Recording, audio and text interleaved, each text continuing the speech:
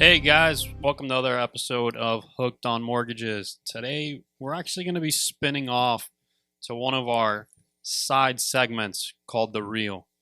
And today I'm joined with Yoel Gonzalez. Joel, I can always count on Joel on being a part of the Reel spinoff, as he likes to keep things interesting and is very interested in the juicy conversations. How you doing today, Joel? I'm pretty good. Pretty good. I'm excited for this. This is actually the one I've been waiting for. I think a lot of people have been waiting for this one.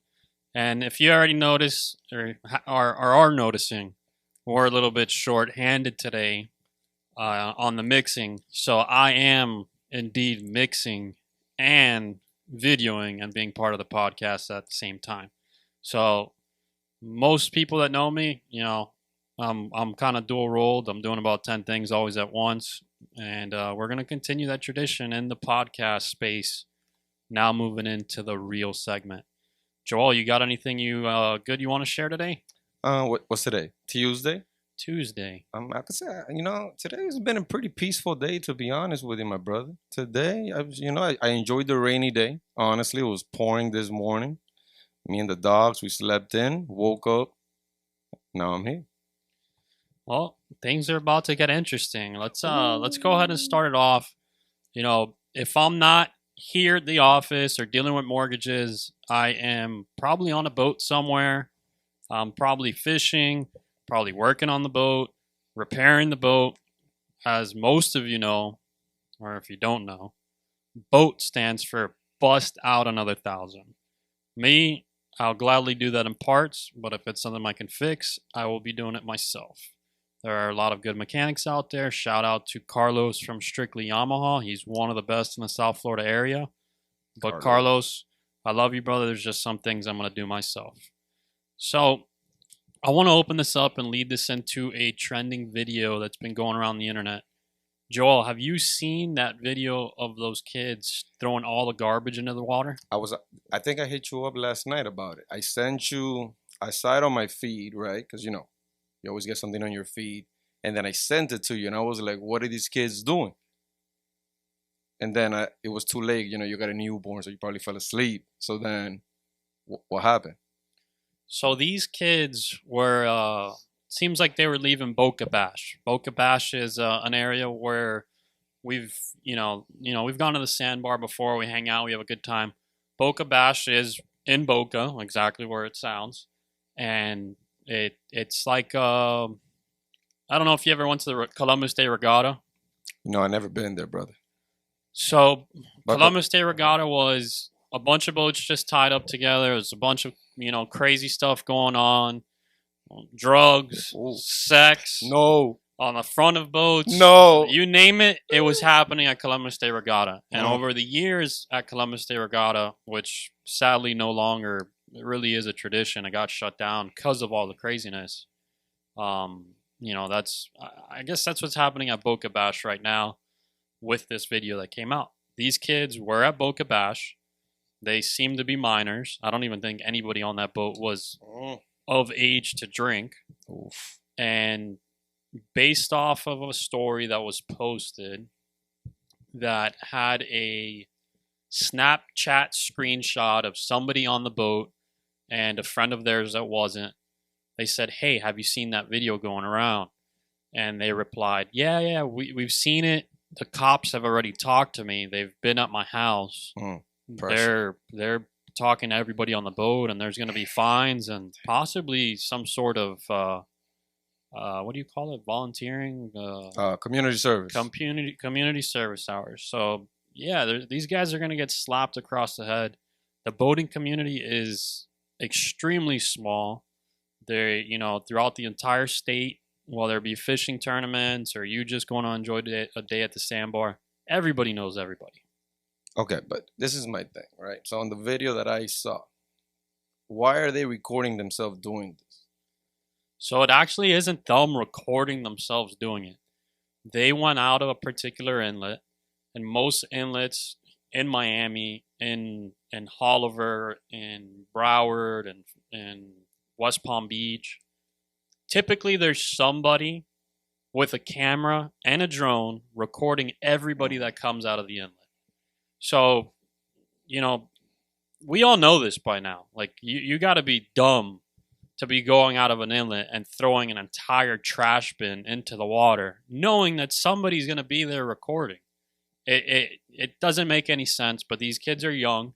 And part of the text in those screenshots actually said, hey, we thought that throwing the trash into the water was a better idea because if we got stopped, the cops wouldn't have seen the trash. That's where I was gonna get to. I was like, okay, like, what happens if they find you with trash on the boat? Trash doesn't matter. The entire boat can be covered in trash. But being that all of them on the boat were minors and they weren't of age to drink, they thought, hey, let's get rid of all the beer. Let's get rid of all the alcohol containers. Let's get rid of all the evidence. And when the cops stop us, there's no trash on the boat, but we're still fucked up. How does that work? What an F up, brother. Yeah. F up. Yeah. Honestly, that's it. You gotta take it now. You know what I mean? Like, you gotta take it. You're gonna be made an example of. That's the part that sucks. Everybody's watching it. Oh, it's like you're like like you're the main star in like the current movie right now, and it sucks, bro. These kids are gonna get the business, bro. They're gonna. I mean, you know what? They deserve the business too. You saw the damn drone. You know what I mean? If I saw the drone, me, just wave, baby. You know what what else am I gonna do? Throw the trash? Would you see me on camera? That's it. Yeah, it seemed like one of the kids on the boat before the trash came out, one of the other drone videos came out, and he's hanging off the T-top doing like a dry humping motion. He was in it, man. He's man, the drone's there. Let me do some crazy shit so I can come out on the internet.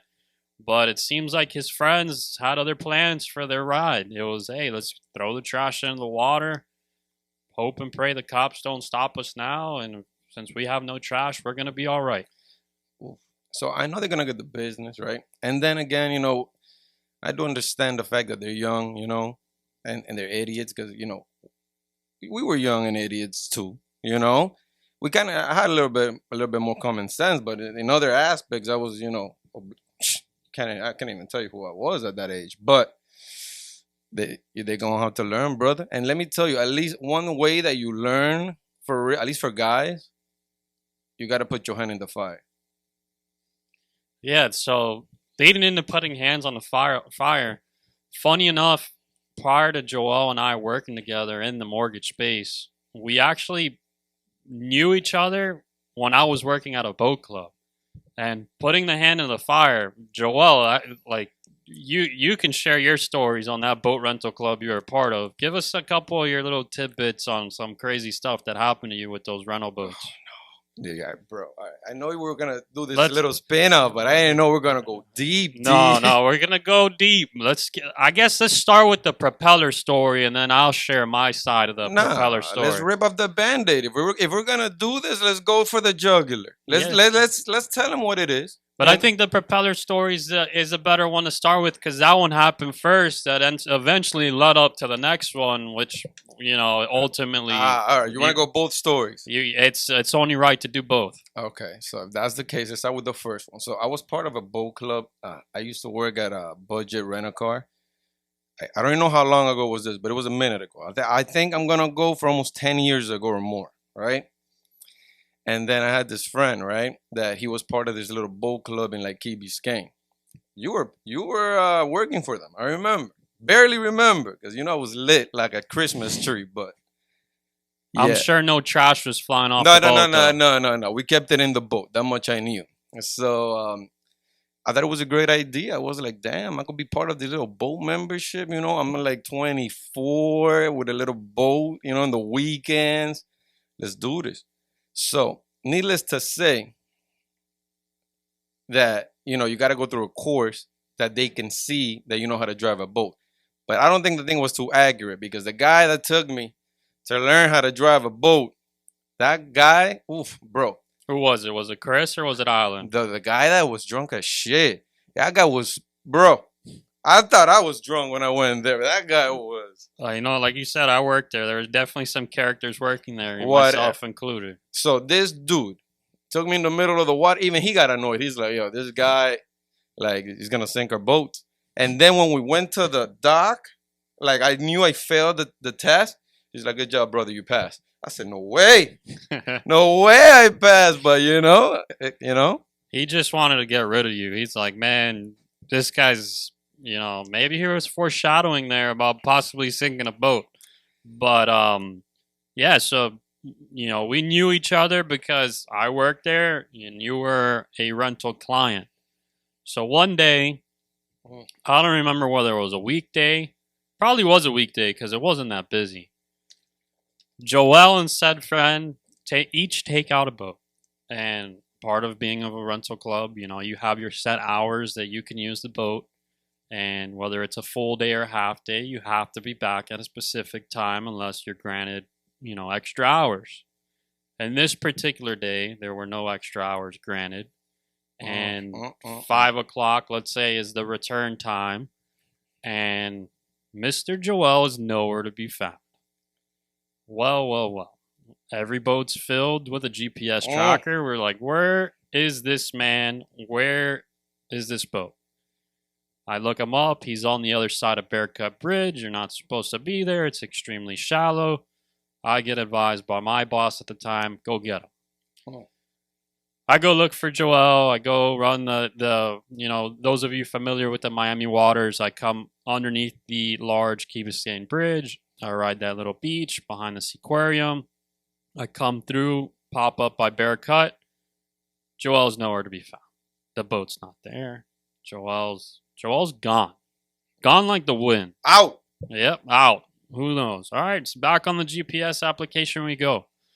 Joel now, instead of coming back under the bridge, has gone around the outside, in through Fisher Island, which is extremely shallow there, and somehow, some way, has made it back to the marina before I could. Joel, what on earth was going on, and what were you guys doing? At that point, we're not going to discuss what we were doing. Yeah. All right, we're not going to get there because that's a whole different topic. It's going to be a late night show. Yeah. You know what I mean? Let's keep this somewhat PG-13. Now, I don't know what I was doing, Rene. Like, I was out. I was just out, and then all I remember was I ended up back in the dock, brother. That's it. That's it. This man, indeed, like I mentioned, did make it back to the dock. But while we're talking about this topic, he hit the nail on the head. We were all young and dumb at one point. And being young and dumb, you get to look back. A lot of us are lucky enough to be able to look back and say, wow, that was stupid. I shouldn't have done that. We don't condone, the drugs. We don't condone the drinking. Some of us have been there. We have done, the drinking and the extracurricular activities. We don't condone that. As you grow up, you realize, hey, that was stupid. Shouldn't be done. We won't do it anymore. And you move on from it. We're not here to judge. We're not here to tell you, you're garbage for doing those things or any of those things. It happens. You grow up and you learn from it. So back to the story. Joel shows up at the marina. This man, I think, had one propeller left. There was one propeller left on this damn boat. I remember. The propellers were made out of plastic. Intentionally, they put plastic propellers on the rental boats. That way, if they ran aground, they didn't damage the motor, and the propeller just got chewed up. How this man made it back on one propeller, who knows? But on top of the one propeller, this man had Miami Beach inside his boat. Yep. I don't know if he had the motor tilted up and all the sand was coming in. But yeah, that let's leave the propeller story alone because. But I do remember this. I remember they kept charging my card every other day, like $300. I said, "Yo, how many propellers did I bust? Like, what is this?" The messed up part is, which he knows by now. We tried to help him out with the propeller incident. Me and an individual were there that day, and we felt bad for Joel, which nowadays we still do, but in another industry. We told him, hey, you give us a little something, we'll replace the propeller, and all is good. Yeah, nobody knows nothing. That's what I've heard. And next, 2 days later, 300. Yeah, somebody found out. There's obviously cameras all over the place, and they saw me and this other guy replacing the propeller at 6:30, 7 o'clock in the afternoon while some particular people are stumbling down the dock. Oof. So, off to the next one, which ends up No, concluding. but wait. Let's give him the whole thing. So then, the way that I got burned is, these people, I mean, like this boat club, they took out, like, I don't know, like, to the point that I called. I was like, yo, my boy, how many times you gonna charge me, man? Like, how many propellers am I buying here? I know I messed up. I already put my hand on the fire. How much more? They were like, no, that's it. We're gonna leave it like at 1,300. So it was 1,300 plus whatever I paid. I don't remember how much I paid you. That was a couple $100. All right, all right. So that whole little stunt, and I was like maybe like 20 something, cost me that whole little incident, maybe like little like 15, 1,600 bucks that I hurt. Yeah, these guys, when things like that happen, the terminology was pre-auth. We're gonna pre-auth the car. What? Oh, the rope looks like it's got a new splice in it. Not even the boat's damaged. Pre-authorize the car. So yeah, the rental clubs are great, but it comes at a cost to your credit card. Should anything be missing, broken, or they believe it to be your fault. So yeah, they hit you with the pre-auth, man. They got me good. They slapped me up, and I said, you know what? I'm not gonna do that, no more, because ow, that hurt. But so it was a little burn, but I came out at one piece, So I was like, we could have another day. But then the other day, that was the day. That other day, by that time, lucky enough, I didn't have to deal with the situation for a second time. I was already gone. I was already in the mortgage industry. And then Miami's just so small. We end up running into each other. We have mutual friends. One of our other good friends was actually on the boat for the propeller story. It's just Miami's this big. And like we mentioned in the beginning, the boating community it seems like there's a lot of boats out there. There's a lot of marinas all up and down the East Coast, the West Coast. Everybody knows everybody. So I end up running into Joel years later, and I ask him, yo, you still a member at that boat club? And he said, no, this is what happened. So I sunk the boat. You sunk the boat. How did you manage that one? I motherfucking sunk the boat, brother. That was an interesting moment. It turned out from like one of the funnest days to one of the most chaotic days in my life that day, honestly. So they only have fishing boats available that day, because with this little membership thing, you kind of like pick the boat you want. So you could pick like a chill boat, a fishing boat. What was the other option, Rene? You had the cobias, which is a fishing boat, the center consoles you were talking about. You had like your deck boats, which was damn, what were the name of those boats? It was like your deck boats, not things that don't even belong in Miami Ocean or in the bay at all, but they had a bunch of them. That particular day, you were on a cobia. I think it was a 23-foot center console cobia. All right, so that's all we had. That's all they had available. So I said, okay, let's have some fun. I always wanted to go to Monty's in a boat, because I've been to Monty's, but I've never been to Monty's in the boat. So I'm like, all right, we're gonna go there, no problem, and we're gonna come back, no problem. That was my intention. Boom, we go there. Once we get there, which Monty's, so we know? The one in the Grove. The one in the Grove. All right. Yeah. So I didn't know, because I don't know all this. Man, let me tell you, too much stuff with boats, brother. It's like learning too much. It's like another language. No, and at the end of the day, like you said, you did your training class, and they're like, "Hey, congratulations, you passed. Here's the boat. Congratulations. Figure it out." Because they didn't teach you how to go to Monty's. They didn't teach you how to go to They didn't teach you anything. They passed you according to you. It was the easiest test I ever took in my life. So, boom, we go to Monty. So I had the live well on. I don't know why I had it on. Are you fishing? No, I ain't fishing. I don't know. You didn't have a fishing rod on the boat. I was just clicking shit. All right. So I was just click. I saw buttons. I click. It looked cool. The water was coming into the boat. I said, all right, it looks pretty cool. So then, boom, we go to Monty's, turn off the boat, but I left that thing on. I left the fucking I had no idea. I had never would have thought in my mind, Rene, that leaving that shit will sink a boat, bro. So I got to Monty's with my boy. Shout out to Carlos. And then we were, we got a Monty's. Boom. And then Carlos is like, yo, we didn't do nothing wrong. Let's take a shot. I'm like, you know what, bro? We did good. Like, we actually came here at one piece. And we started taking shots.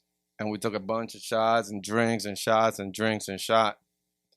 And then the waitress, no, it wasn't the waitress first. First, it was some guy. He came and was like, hey, my brother, I think your boat's at Cobia. And it looks like it's like sinking. At that point, Rene, I was already stage 8. 10 is blackout. So I'm already at 8. So I'm talking to this guy because in my mind, I'm like, there's no way that shit's happening right now. No way. So I said, man, that's somebody else's boat. We kept on drinking.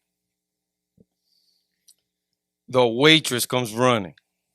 And that's when I was like, this is when you know you fucked up. And she was like, your boat's in the water. I said, let me see this shit. I turned You're around. like, yeah, I came on the boat in the water. Bro, I just turned around. I'm looking. Yo, the boat's in the water. Well, I mean, it was always in the water. Yeah, but this bitch is in the water. Like, it looks like it's going down like the Titanic. No. It was just a little piece. It was up. That much. Like a little thing. So then I told Carlos, you better sober up, homie. And then the waitress gave me buckets. So then me and Carlos got buckets. And then we just started. And bro, we chook it. That we revived it. That thing was like almost halfway out the water. It was just you two bailing buckets. And then some dude in the marina was like, yo, you need the engine to start again, right? Because it was in the water, so that way you could get the water out. So then the boat is halfway in the water. And then I got 2 electric cables, bro. Trying to start this shit in. Bro, I was starting this thing for like 20 minutes. I was electrocuting myself for like 20 minutes, bro. Left with, I don't even know if I left with anything, but I was cooked, son. I was cooked. And then I saw your boys. They came in on like a rescue team, like, I don't know, maybe like 30 minutes later. And they had like this different type of boat that pulls it out the water, And they came to rescue, but man, it was... So you made it back to Key Biscayne Marina on the same boat, or? No. They got to get like a little crank, get the boat, pull the boat. Then the other guy, they'd say, you ain't touching no boat, homie. Like, you're coming with me and we're restraining you. Like, the dude just grabbed my hand and he was like, you're not moving from my side, homie. I said, all right, it is what it is. Boom, we get to the marina. As soon as we get to the marina, I see that they had to like a big crane to get the boat and put it somewhere, I guess, to like fix it, whatever. They got the boat over there. Man, went home, went to sleep, woke up 8 in the morning. First thing I did, cancel my card. I said, you ain't getting me on this one, boy. No way. If I got slapped up like that. If they pre-authorized you the first time for a propeller. That's it, bro. What, Chapter 7 bankruptcy. Yeah, that's it. It's overkill. So then that's it. That was my last boating experience from craziness like that. But you do gotta, that's the thing. I feel like guys, I don't know, maybe it's like guys from like Miami or not sure, I don't know if I want to put everybody in there. But like, I feel like the way that we learn is through like paying shit. Like all that costly money, that's how I learned. I was like, well, that thing was too expensive. I don't want to do that again. Like that thing hurt. So I'm like, Yeah, that's what's gonna happen to those kids with the trash. That's what's gonna happen. And since they're so young, their parents are gonna learn. They were posting pictures of that kid all over their Instagram, And he took down his Instagram since. I'm sure a family attorney got involved, but I don't think that kid was over the age of 18 driving the boat. Oh, bro, it's just it is what it is. You're gonna And get it. God forbid an accident happens because your child's irresponsible on the water. Somebody gets hurt, or the trash incident. You and your child are gonna pay the ultimate price. And let me tell you, the water don't forgive. The water don't forgive, homie. You could lose your life quick in there. Like you go there and you not fully, that ass is grass. Yeah, the water is one of those things that you got to have great respect for it. The second that you disrespect the ocean or just the body water in general, you're done. You're done. I've been boating my entire life. I've been out there in weather that we shouldn't have been out there in the tournaments that we fish, and it's one of those things that you got to be aware of what you're doing. And one of the biggest pieces of advice that we give our kids and anybody around us for that matter that tell us that they're going out on the boat with someone. One is, do you know that person? Do you know them well? And if you do commit to going out with this person, if there's anything that is a red flag where they may be drinking too much, they are driving recklessly, because here in Miami people like to speed up in front of you, or you got the jet skis that want to race under your bow. We tell our kids and everyone around us, like, if you're uncomfortable and you're in an area where you can get on another boat, or let's say you're at a Monty's, call an Uber or jump on somebody else's boat. And for that matter, if it's our kids and they're, let's say, at the sandbar with their friends, I'll put my boat in the water and go get them if I have to. There's been so many reckless accidents on the water within the last year. You had Lucy from Lourdes. She was a girl. I think she was a senior. She ended up losing her life because a particular gentleman decided that he was going to race through the water in the afternoon back to Ocean Reef, and he ended up hitting a marker. He split the boat rolled, and this poor girl Lucy, she paid the ultimate price. She lost her life. Her parents now have to deal with that, and all of her friends had to deal with it. And I'm not here to speculate. I wasn't there. There aren't any reports that came out. There were no DUI or BUIs or DUIs performed, and it makes you wonder, like, why wasn't this done when somebody paid the ultimate price of losing their life? This guy was like on a 20-some foot boat, Joel. I want to say he had about 15 people on the boat. Oh, this dude is fucking crazy. Yeah. 15 people on the boat. He's coming from an area he's not traveling a grand distance where, boating at night isn't illegal. You can do it as long as you have your nav lights on, you have your anchor light up top, and you're following all the rules of the water. So I don't know what the grand hurry was to get back, but it ultimately, this gentleman and everybody on board now has to forever live. 15 died? No, not all 15.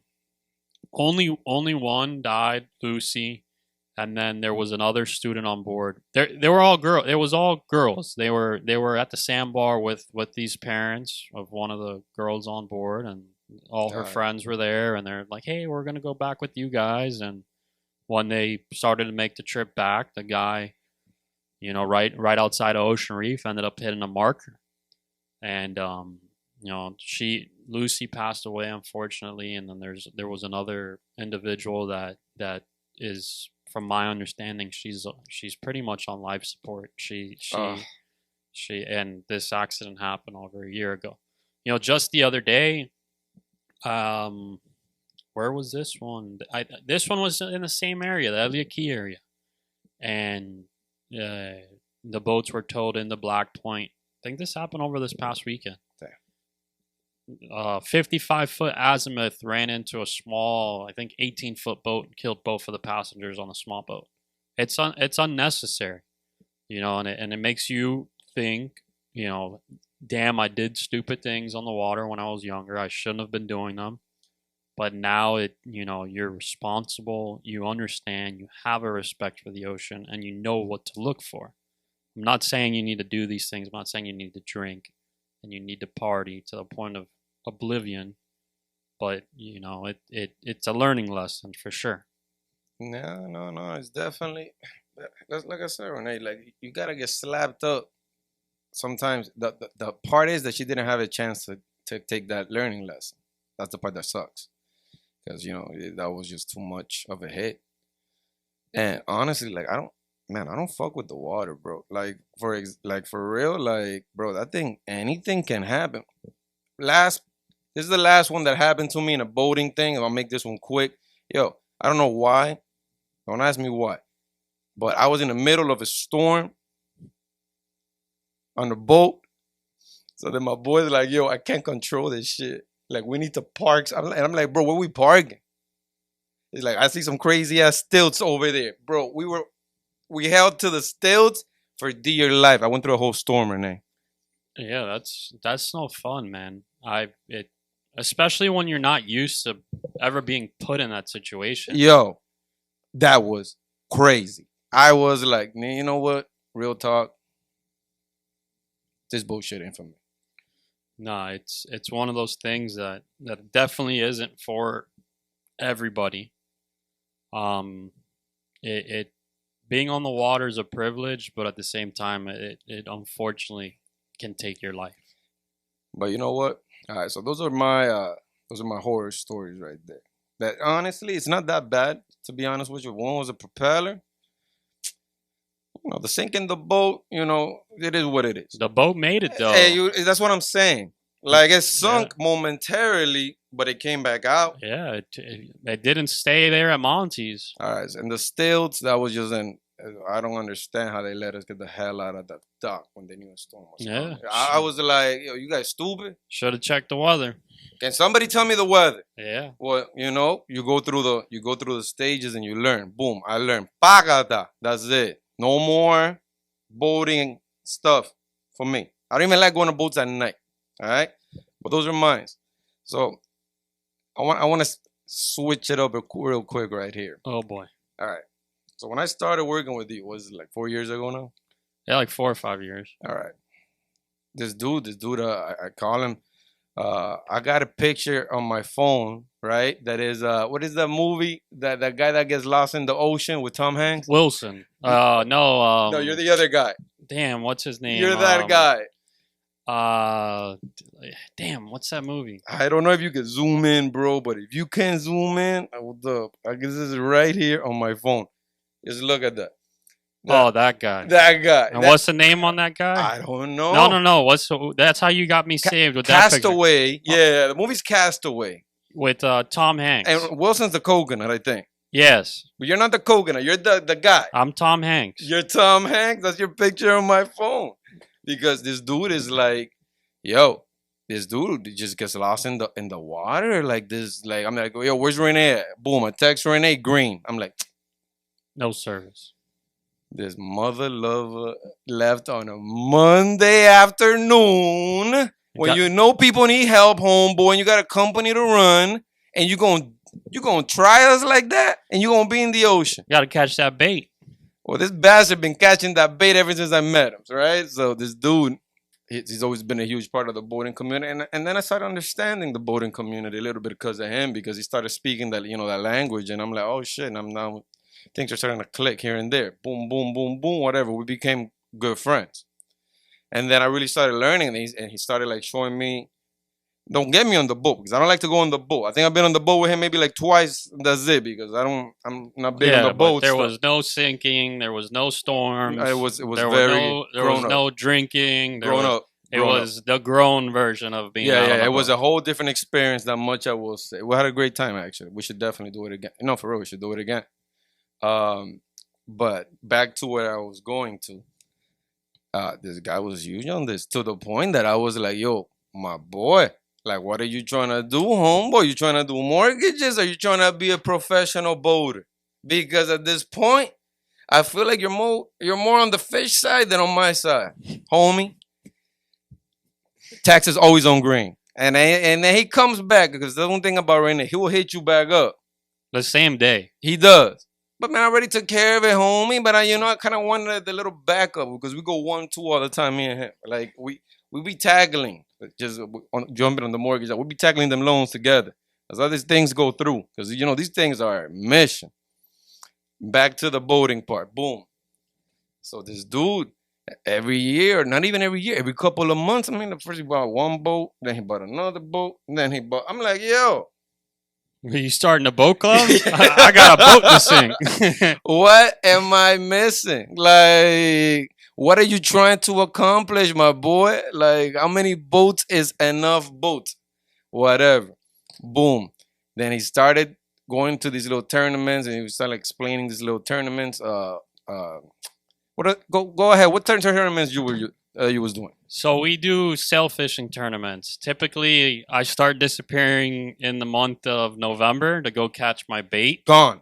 Some people do say that I treat the bait better than the guys throughout the season. I feed them every day. Not only do I got to go catch them, I got to go feed them too, daily. There'd be days that I haven't had lunch. My wife hasn't had lunch, but those baits got to eat. So, yeah, we did fishing tournaments, part of Team 3Rs, which is the boat name, and 3Rs, just to get the significance out of there, is I'm Rene the third. So 3Rs that's what it is. Three R's, three Renes. So yeah, we did fishing tournaments from December to about mid-April. Brother, that's half the year you trying me, son. That's half the year of me pursuing you. I feel like your wife. Yeah, but that's over now. I haven't done the tournament since about February. So let's get to it, all right? What happened? So a big part of me and the things I do is you gotta enjoy what you do. You gotta be passionate about what you do. Like, you know how I am on the mortgage side. When there's a problem, I'm passionate about finding a solution to get that file closed. Well, I've been doing the tournaments since about 2020. I fished that year on a friend's boat. Things really didn't work out. I ended up fishing with another crew that second year. Things weren't working out, but on that second year, not to dive too deep into the personal issues that were on the boat, just wasn't happy, man. Just goes back to what I was just saying. Why wasn't you happy though, Rene? So on this particular boat, something came up where a family member of mine was supposed to fish with us because another crew member got kicked off, and I was fronting part of the bill on that boat. I would say the majority of the boat. The gear was mine.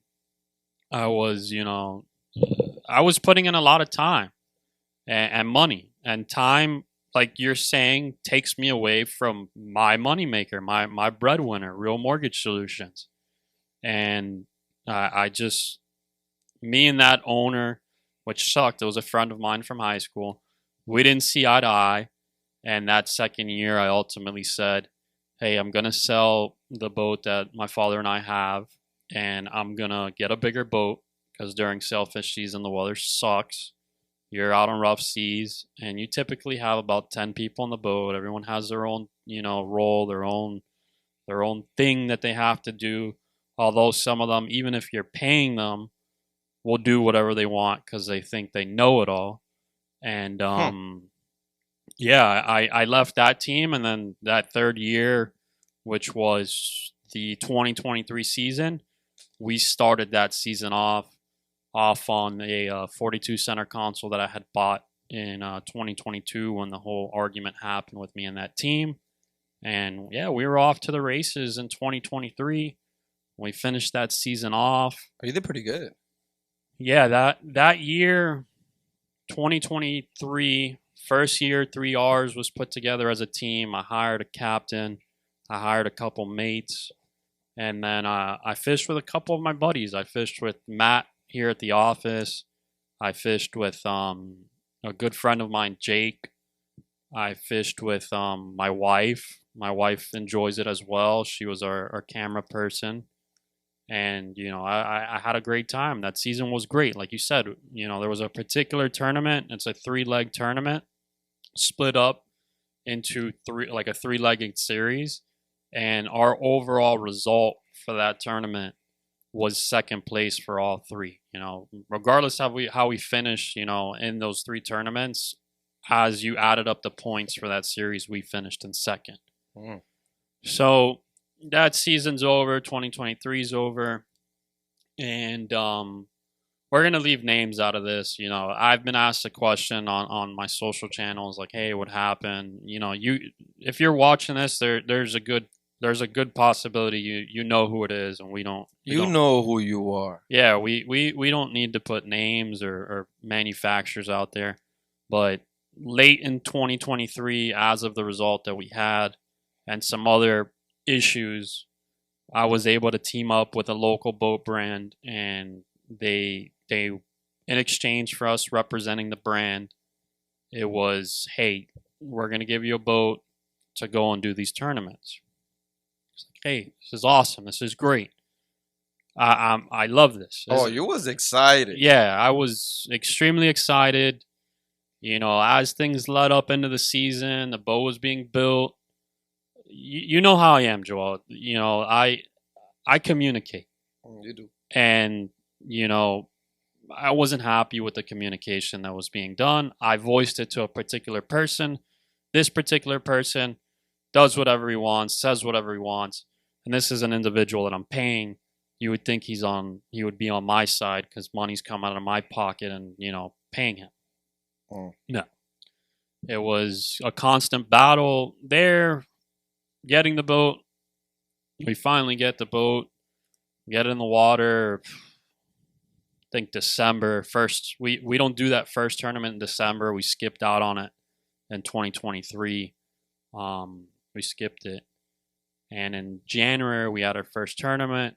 We really hadn't used the boat much, and it had its issues. I'm not even gonna dive into the issues because it was to make a long story short, we almost had a Joel part 2 of your story on that boat, Titanic.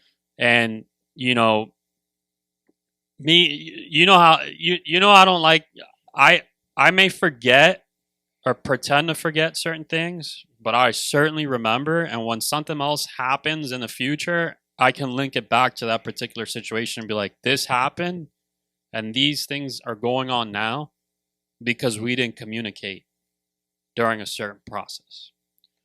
So, whatever, first tournament comes, and let's call this tournament the picture.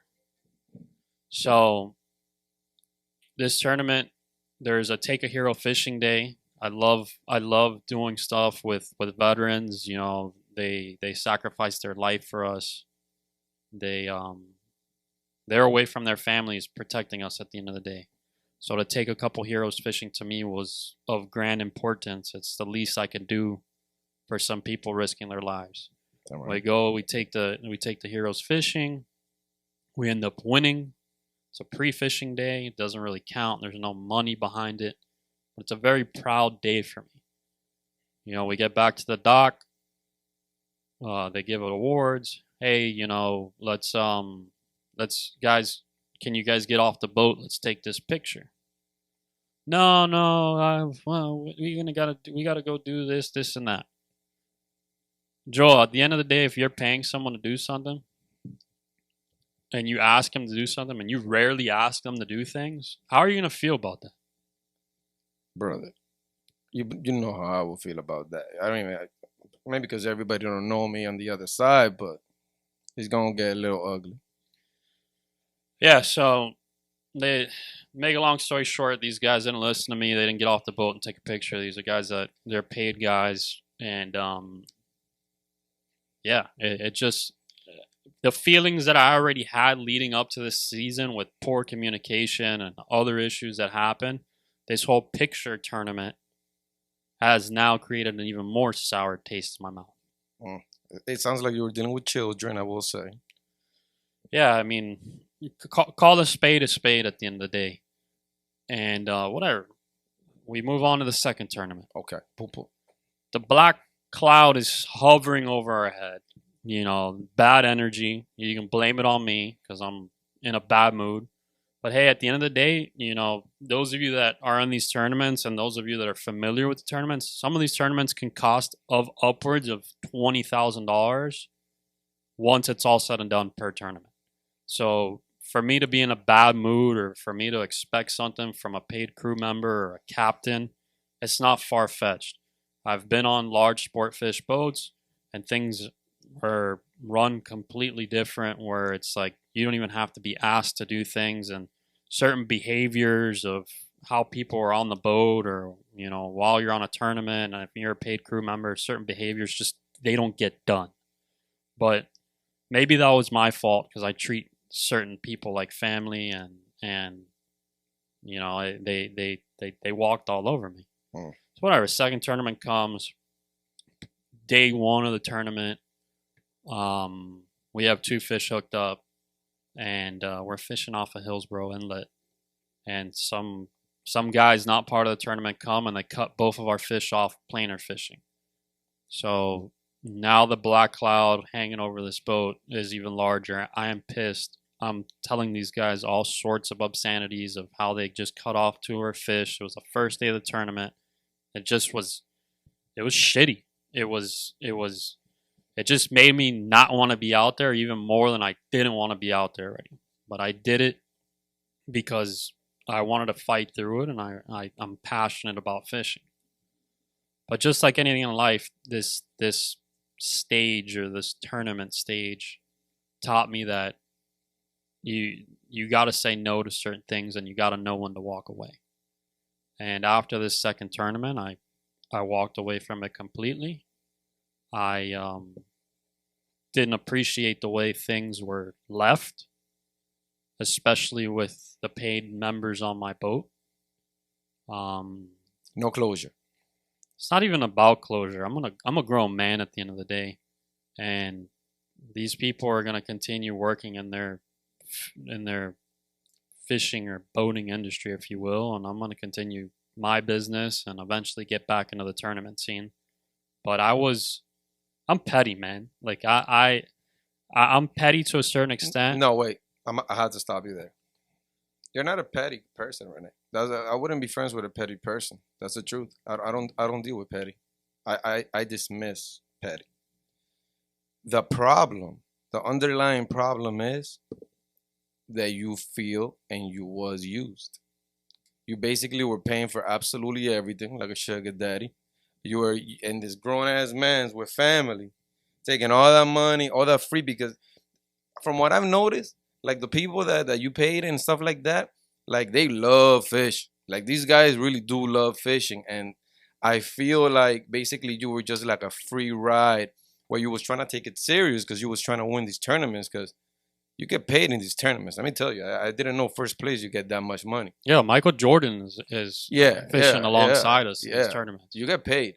And this grown ass man over there, and then you're the type of like person that you welcome people in. That I do feel like that's how you learn. You put your hand on the fire. You put your hand on the fire, and they burn you, and you feel like I treated these people like family.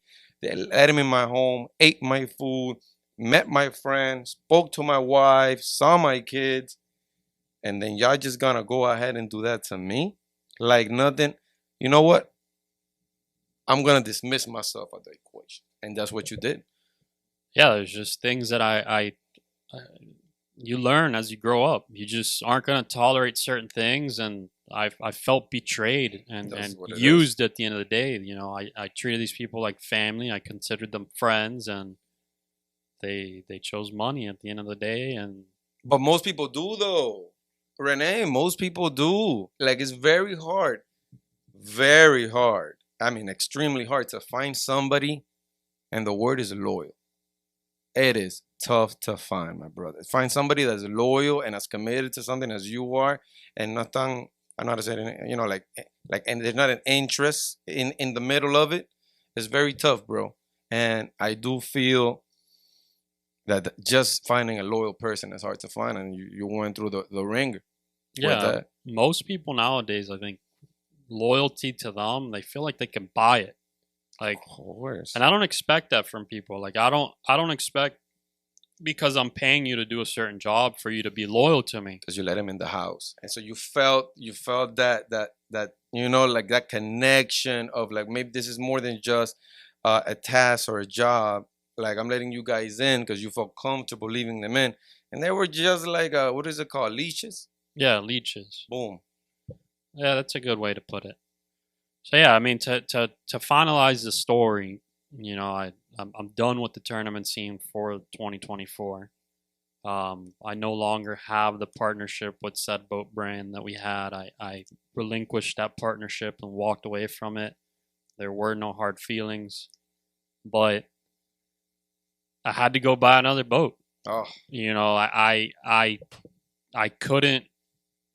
I couldn't continue on that boat brand knowing the things that I felt like were done to me. So I went. I, it's I move fast, man. oh, brother. I move fast. I relinquished the partnership. The very next day, I was at the Miami Boat Show, sea trialing a boat, and on Sunday, I put a deposit. Oh, And as you know, this entire podcast demonstrates, you live and you learn. of course. And if anything, your intuition is everything. You should always go with your intuition, That gut feeling. the gut feeling.